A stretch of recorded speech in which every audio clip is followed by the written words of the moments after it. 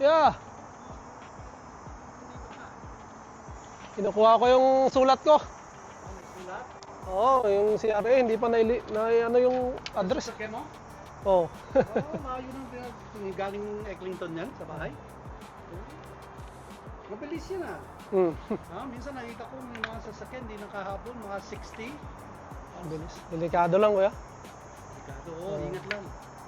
Kaya gilid-gilid lang ako, daan-daan Kamusta lang. naman doon? Okay naman? Ayos naman. Oo. Townhouse lang yung lilipatan nyo, di ba? Oo. Townhouse na may basement din. Okay. Kaya kuya. Ito yung bago mayari. Oo. Bagong tenant. Ayun. Uy. Yeah, uwi na tayo.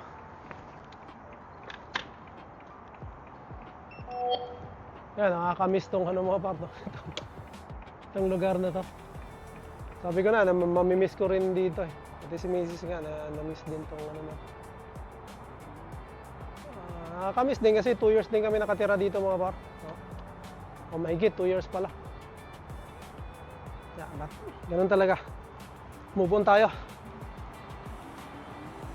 Move on tayo sa mga mga par. So hindi lang naman din doon kami titira dito sa nilipatan namin. Malamang lilipat din kami mga par after ng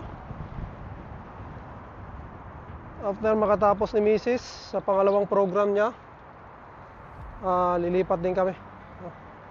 Maghahanap kami ng namin sa PR, rural areas, pero kung saan man, no?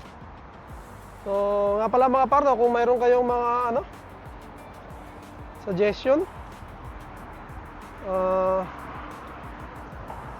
kung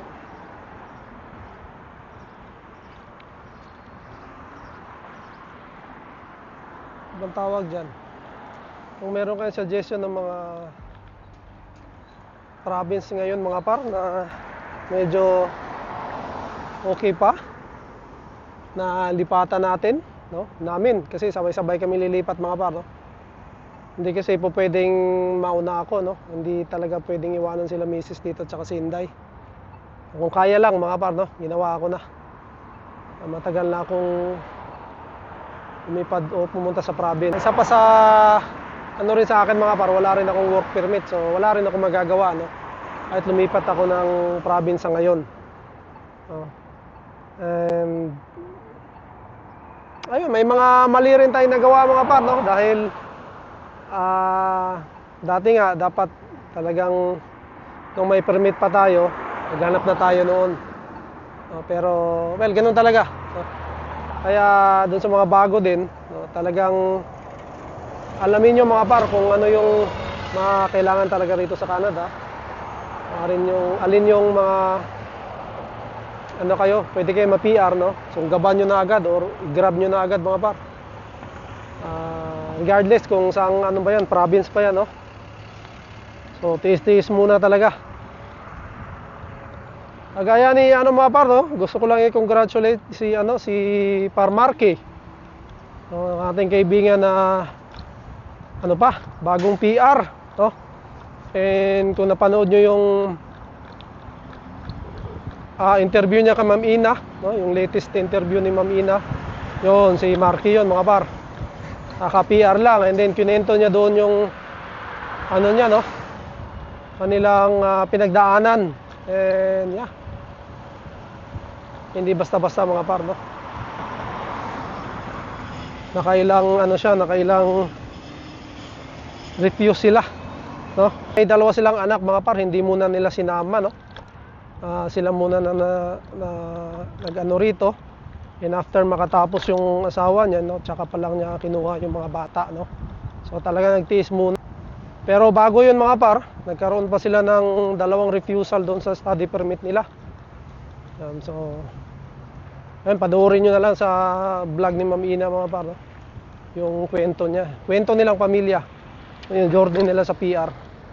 Pero nakakabilib lang dahil hindi sinukuan ni By Marky, no? And then talaga namang mahirap talaga yung rin nila, sitwasyon nila mga par. Dahil 1 year lang yung PGWP nila. But Dahil sa pagtsatsaga na rin, no? Siyempre, pagbabasa rin.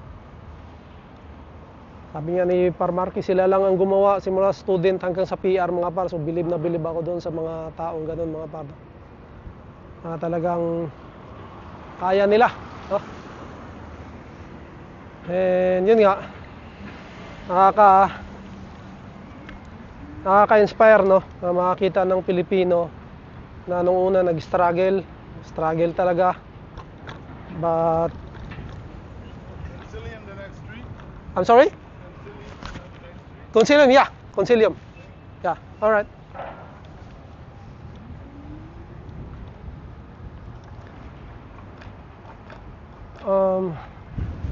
Nag-struggle talaga sila. But kinaya mga par kung yung mga last minute yung kanilang mga application, no?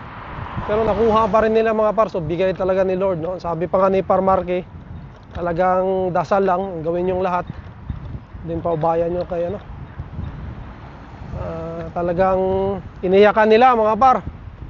Yung na yon, nilang application na yon, no? PR, hirap, no? Hindi mo talaga matatawaran yung Pero ngayon, diba? Sulit, so malamang sila Parmarky nung makita nila na yung eco-PR nila, or talagang nalaman nila na PR na sila, malamang talagang umiyak sila, pero sa tuwa na yun mga par, no?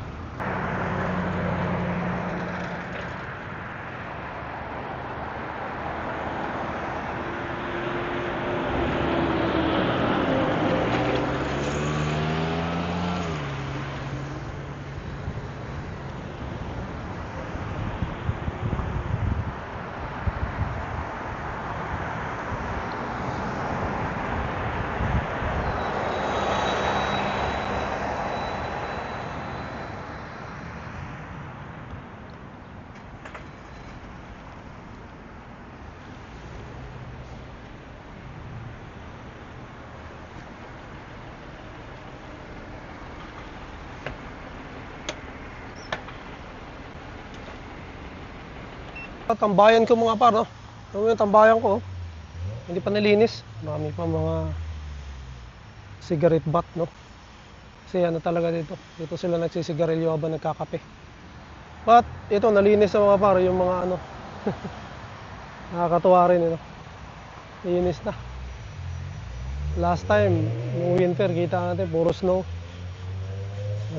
Nung na puro damo, ngayon may naglinis mga par. Maganda. Yun. Ay. Kape tayo mga par. Namiss ko tong kape. Yan, tagal ko nang hindi nakapagkape, oh. Simula nung lumipat kami. Na lang. Hindi na palagi mga par, no? Pagka tumatambay tayo rito, kakape-kape tayo. Ngayon, medyo matagal na. Mga 2 linggo na siguro. Dito mga para, pero sa pagka sa STC minsan yan. Gaano rin tayo doon nagkakape. Ayun, gusto ko lang i-congratulate, no, yung aking kaibigan, no, si Parmarky, no. And maraming salamat pa sa suporta. Hindi naka-chat ko nga siya kanina. And sinabi niya kung kailangan ko ng tulong, no, basta wag lang pera. Gusto niya ring mga par, mag-share, no, ang karanasan nila, no, patungkol doon sa PR pathway, no, or patungkol doon sa PR application mga par, no. And ayun, bye, maraming salamat, oh. So ako dahil yun nga, may balak silang umuwi, magpahinga muna, mag-relax sa Pilipinas. Siyempre 5 years din mga par, no. So hindi talaga sila umuwi hanggat hindi nila nakuha yung PR, no. So which is yun din yung goal natin, no. Hindi tayo uuwi hanggat hindi tayo na PR, no? Dalawa lang ang mangyayari sa atin mga par. Uwi kami na wala ng status dito or PR, no? So dalawa lang mangyayari sa atin yan, no? Pero siyempre, nagdadasal tayo na uwi tayo na PR na tayo, diba? So, yun naman yung pinaka-goal natin at yung mga ibang Pilipino rin dito. Sa inyo, Parmarky, no? Congratulations sa buong pamilya. And yun, abangan ko yung bakasyon mo sa Pilipinas, no? At sigurado ako talagang yan, masarap na bakasyon yan, no? Kasama yung buong pamilya. So yun lang mga par, no? Maraming salamat sa inyo, sa lahat ng lagi nakasuporta sa atin. Maraming salamat. And yung goal natin to PR mga par ay matagal pa to. So, marami pa tayong, sabi ko nga sa inyo, marami pa tayong kakaining bigas. O marami pa tayong pagdadaanan. Nakakatuwa na nakakarinig tayo or nakakabalita tayo ng mga ibang kababayan natin, no?